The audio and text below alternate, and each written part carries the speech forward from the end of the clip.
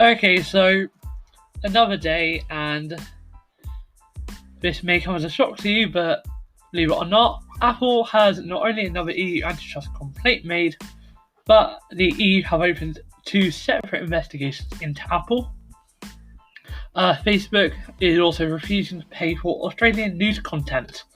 It's coming off the backs of a new Australian legislation that would supposedly make people like Facebook pay to include links to Australian advertisers on their sites. Kind of weird legislation in my opinion, but anyway. And Dropbox has officially launched its own password manager and secure vault for your files. Those are kind of the main top stories for today. I guess we should get started. Welcome to the Dynamic Digital World. I'm Link.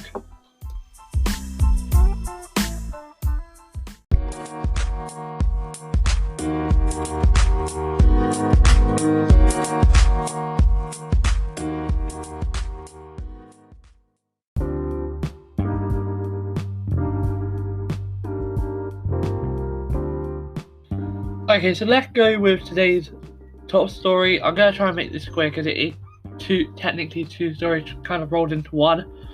I'll try to do this one as quickly as possible. Rakuten, an ebooks company, has launched a complaint against Apple, and as a result of multiple of these complaints now have been filed, the EU is opening up investigations into multiple ways that Apple works on multiple things. More on what the investigations will entail themselves in a bit. But let's get started with what Rakuten's Kobo subsidiary complaint is. So it's basically complaining about the 30% fee on ebooks in the App Store. Now, this is alleging it's anti-competitive for them to take this commission whilst promoting its own Apple Book service. This is similar to what Spotify filed last year, as the complaint from Spotify said a very similar thing about Apple charging a fee for others, whilst Apple Music being built in. This is, and Netflix have also fought against this again. It's quite a well-known thing if you're kind of looking into these things.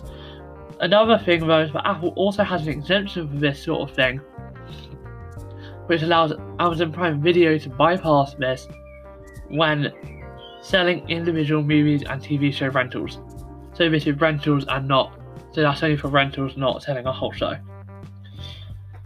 Now, there's also claims that the App Store is a monopoly, and the DOJ, Department of Defense, and FTC, Federal Trade Commission, began examining big tech antitrust violations. Apple has been fined by $1.2 billion by French antitrust authorities for restricting how wholesalers can sell Apple products. As far as I'm aware, Rakuten is the third company to file an antitrust complaint against Apple. Tile has also sent a letter to European Competition Commissioner Margaret Vestager last month, accusing Apple of anti-competitive behaviour due to the way that Bluetooth settings are enabled that for third-party tracking products, or disadvantaged rather towards third-party tracking products in favour of Apple's own Find My.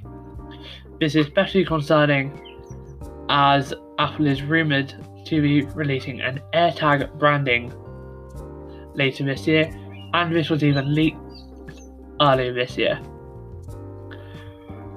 This is coming just days after a new study found that Apple's App Store apparently is responsible for $519 billion in estimated total billings and sales for both physical products and services as well as digital goods in 2019. However, this study does not show how much revenue Apple generates through the 30% Apple tax.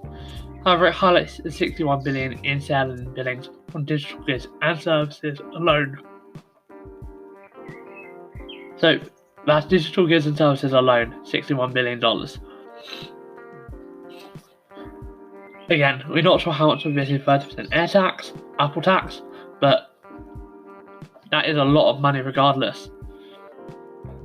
The second part of this story is about the EU has opened antitrust investigation into two parts of Apple's business. The first one is the Apple App Store, in line with stifling consumer choice, and Apple Pay practices as well. So the first one is following complaints by Spotify and Rakuten over the 30% cut on subscriptions and ebooks, as I just said. They want to make sure Apple's rules do not distort competition in markets where Apple is competing with other app developers. For example, streaming music with Apple Music or ebooks with Apple Books. This is coming from Margaret Vestager, the head of the EU's antitrust division. I'm really sorry if I got that name wrong. And she also says that she decided to take a close look at Apple's App Store rules and their compliance with EU competition rules. Personally, I won't be surprised if this is found as guilty, and if some changes do have to come about due to this.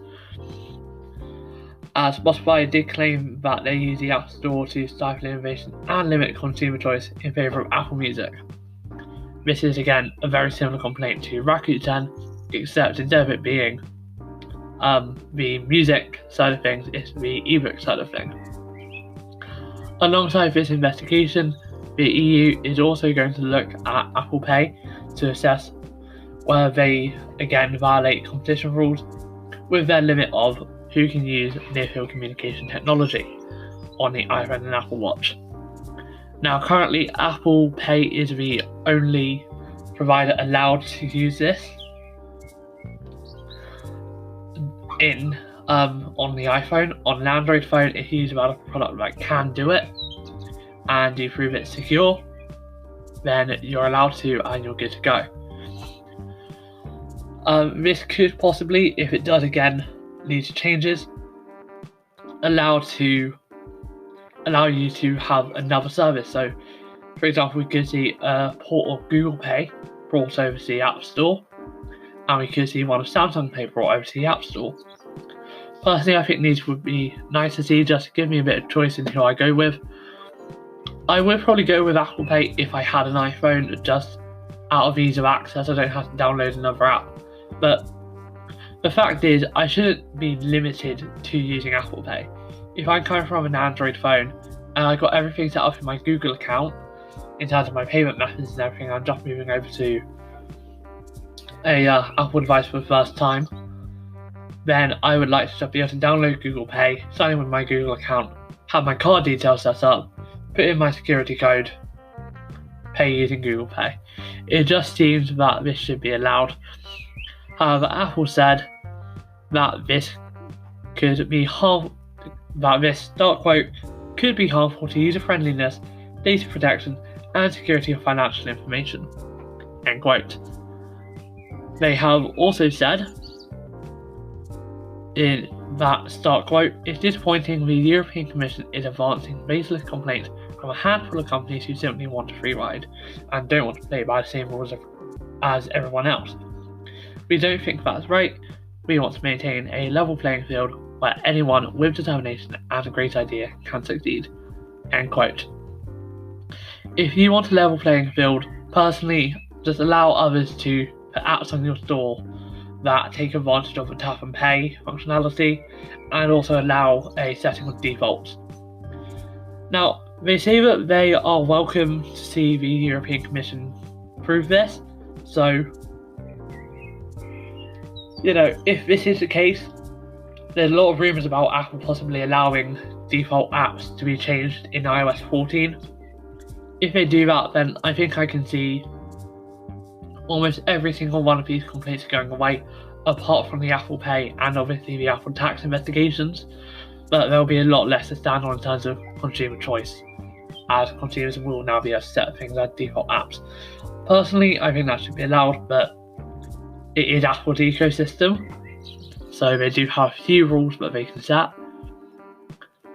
But Spotify had described it as a good day, and start quote, "We welcome the European Commission's decision to formally investigate Apple.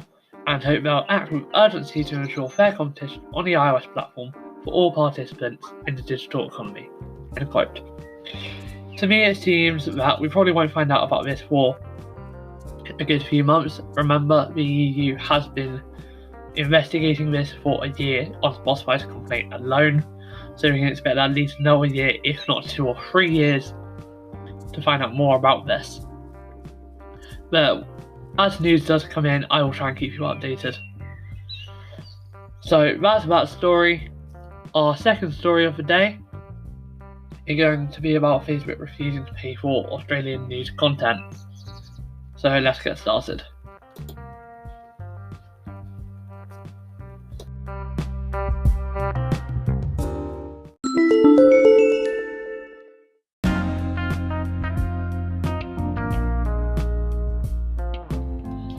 Okay, so our second story today is courtesy of Engadget. Again, I always seem to forget to say the first one. That one courtesy of The Verge, or both of those were courtesy of The Verge, I should say. With one courtesy of Engadget. Facebook refuses to pay for Australian news content. Why? Okay, here's a question for you. You are providing these companies with free advertisement. Or maybe not free, maybe they have to pay for it. I don't see why you should have to pay a company for giving people a link to their content. Like, if, you can make it up to them and you can make them bid for it, but I don't think you should have to pay them for advertising their content.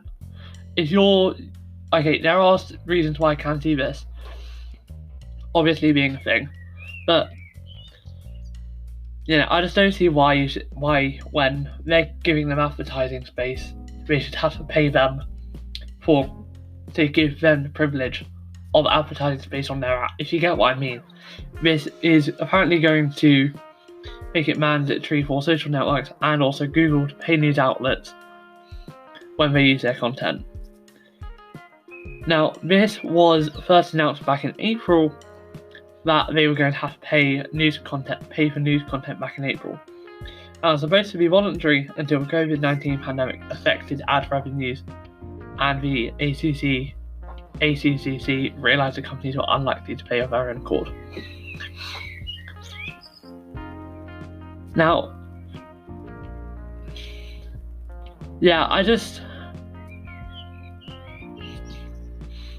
I don't know. I find this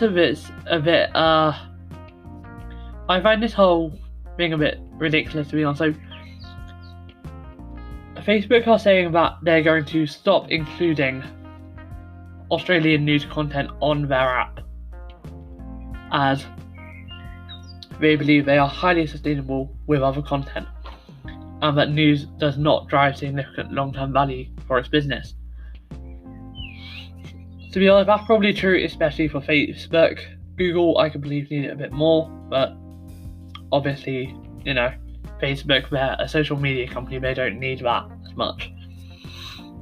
However, Facebook did say that it's essentially subsidizing the competitors. It told the organisation that they're competing for advertising revenue and that it's neither healthy nor sustainable for two private companies to be, start quote, solely responsible for supporting a public good and solving the challenges faced by the Australian media industry, end quote. Now, despite Facebook's refusal to pay, it does say that they will continue to ramp up direct financial contributions to the news industry. France had previously ordered Google to pay for news snippets a couple of months ago.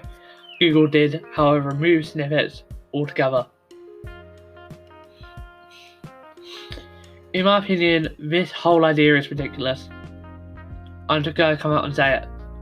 This idea that Google and Facebook should have to pay other companies for providing a link to their service. Like, just think about it for a second. They are providing, so Google is going to be providing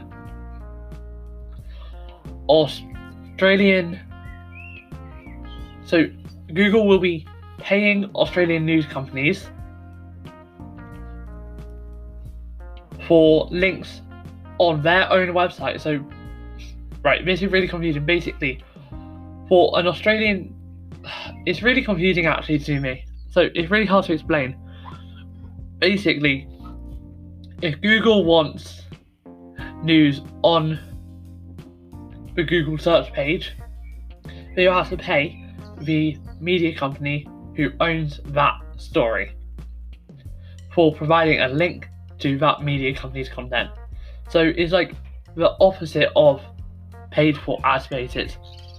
We pay you for you to put an ad on our thing. So Google is so Australian news outlets will be paid by Google so that those Australian news outlets can have their stories made more available without having to go directly to the website. And that's a very similar thing to what's going on in France. I personally think it's a bunch of, I just don't think it's worth it, to be honest. Like, at the moment, it's free. Yeah, simple. Google puts your results on their search engine. As long as people search for it and they click on you, then hey, people go to your website. But they're now expecting Google and Facebook to subsidize the Australian media. It's basically what this is. And it's not optional, it's mandatory. I just can't see why you would force a company to subsidize your own country's media. Yeah, I don't know. To be honest. If this is how it works, then hey, this is how it's going to work. But Facebook themselves are saying that they will be taking all Australian news content off of their platform. However, also ramping up contributions to the news industry. Yeah, that's kind of all there is for that story. It kind of them want to save their news industry, which I understand, but also, yeah. Okay, so that's kind of that story. It wasn't really a very big story, but it's a story nonetheless. Our final story today is about Dropbox, a company I definitely haven't heard about for a while, launching a password manager and a vault. So let's get started.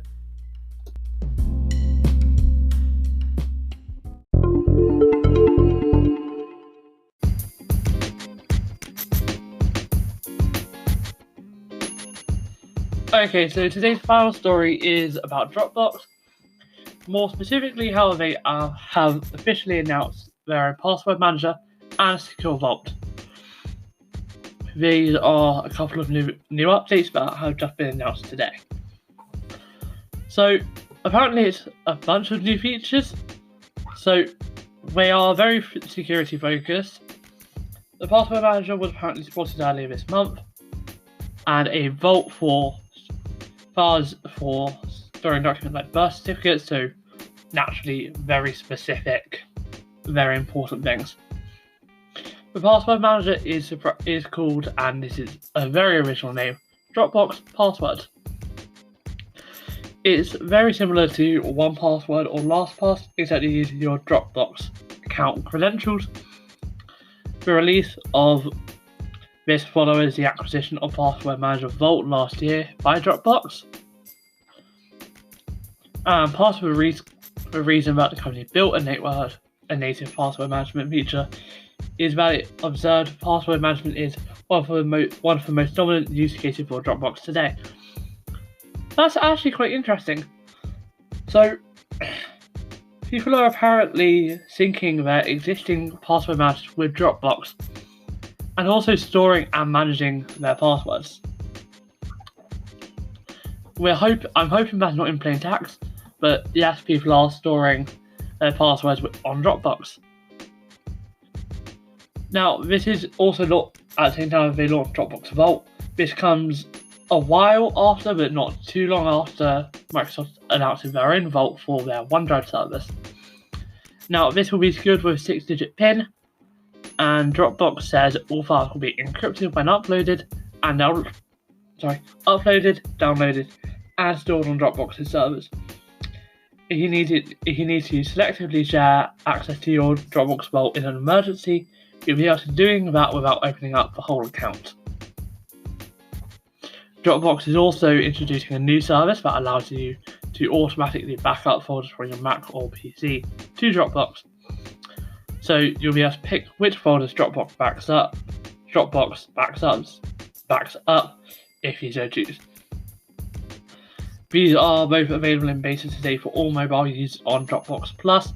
This is starting at $12 per month. This is not, as far as I'm aware, for basic people inside of passwords and vaults. However, the computer backup feature will be available in beta for basic, professional, and plus users starting today.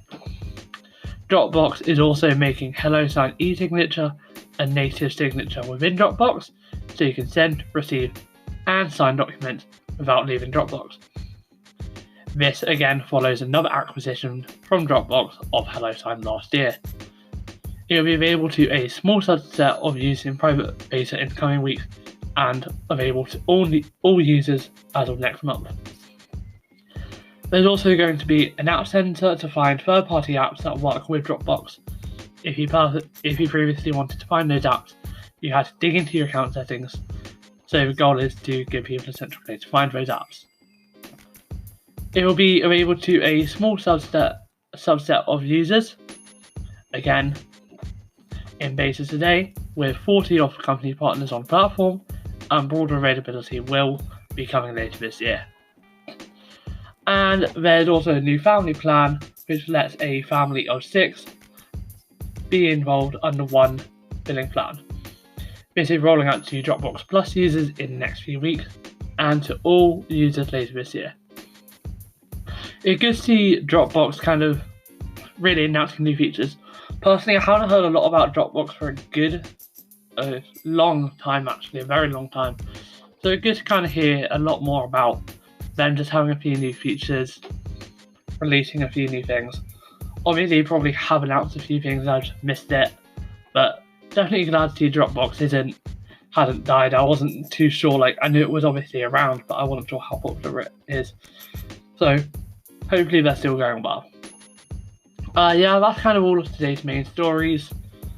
Hope you've enjoyed it. I will see you in tomorrow's episode. Until then, maybe go back and watch some of our previous episodes. There was also the PS5 reveal event on, I believe that episode was Saturday or Friday. I have done a lot of episodes since starting up this podcast, so you'll have to forgive me for forgetting. Remember, this podcast is available basically everywhere, including Apple Podcasts now. I got the confirmation 24 hours ago. We are live. Meant to mention it yesterday, but didn't. We are on Apple Podcasts, so I know I did just say about Apple being a bit anti-competitive. If you use Apple Podcasts, go follow me on there, please. If you're really kind, leave a good review on anything you can leave a review on. It really does help me be recommended to people in technology channels. But I'll see you in the next episode. Until then, bye for now.